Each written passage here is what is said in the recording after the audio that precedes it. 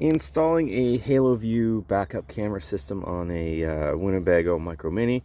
Uh, Basically, the first thing you do is there's a plate on the back. They come wired for a Voyager camera system. So basically, it's a connector. You cut, I would suggest cutting the positive wire first, then crimping on the positive to the cable assembly that they supply, then do the negative. I just use little crimp terminals and then I heat shrunk it. So that's basically the first step. This gets pushed back into the wall after, so we're going to move on to showing you how it mounts. All right, so here's the camera mounted to the original Voyager plate. Basically, this grommet right here that comes with the camera, what I did is I just used a step drill, step drilled from the rear that hole bigger, and then so the grommet fits in tight, so that's where the wire goes in. And then obviously the problem here is that on the corners the stock form mounting positions interfere with the four mounting positions on this little bracket. So the easiest way, basically, I just ground the bracket down, drilled a pilot hole, and then put another central screw on both sides to hold it down. And then basically, this is the back. It's totally flush. I put some Loctite and then ground the back of the screw down. I don't think it's going to come out. There's also an anti-vibration washer. So then basically this now just mounts on the wall. The connector plugs in and it should be good to go. Maybe a little bit more touch-up paint here, but other than that, I think it turned out pretty good for using the stock mount. I think that's the way to do it. Well, time will tell vibration-wise, but this isn't really that heavy, and I think it's just a good way to use the stock plate that was there. Okay, so the next thing you do is you get the monitor out, you put your little mount on the back. Oh, this is how I'm going to mount it, but it's going on an F-150. It's going to sit right there. The easiest thing to do is you take these, it's called a pairing power cord. It comes with the kit. It allows you to pair the head unit with the camera in your truck so you can make sure it's working. And then you could basically test it when it's powered on the back of your RV.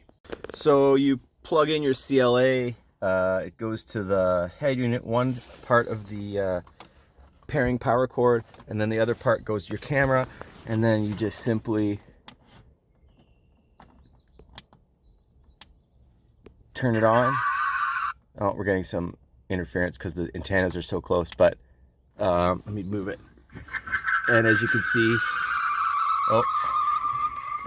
now the camera works. So it's supposed to be on channel 4. Let me turn that off. So now the camera, basically to pair it, you push this little button on the bottom of the camera for a few seconds, and then it pairs with the head unit.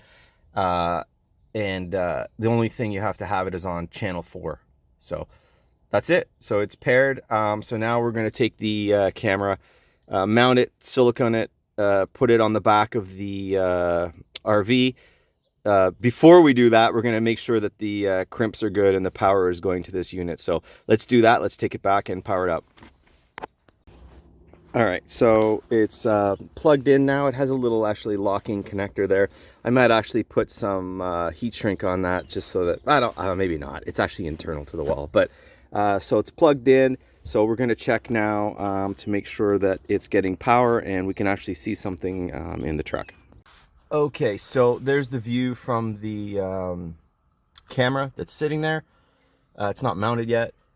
Just you have to be aware that the plug on the back of the trailer on the RV is wired to the running lights. So if you have it not on running lights, you can see when I turn it off, it'll turn the camera off. So you have to have it on the running light option, or it won't work. So if you're wondering why your camera's not working, you have to have it plugged to the running lights. Anyway, so it seems to be working fine, and good signal, perfect. Looks like really good camera actually. So I'm going to mount it and then silicone it up and go from there. So at this point, you shove all the extra wire back into the wall and put some silicone on where the original bolt holes were. I just did a little bead around the big hole as well, and then we're going to mount the 4 screws back in and put a little bit of silicone on the outside. Then add a little bit of silicone caulk all the way around, smooth it out with your finger. Try not to, it doesn't need a lot. Not a big kludge fest, but that's it. So now the last thing is to adjust the camera and the backup position. You want the lines to look when you're backing up, so you know where your trailer is. But yeah, it's totally an easy install. Technical is like 2 out of 10, so anybody can do that. Anybody with a grinder, you can mount on this stock panel, the stock plate that came with it, so it's not a big deal. Just the only thing, don't over torque these screws. They're basically into just some the thin fiberglass, so really be careful. Don't over torque those.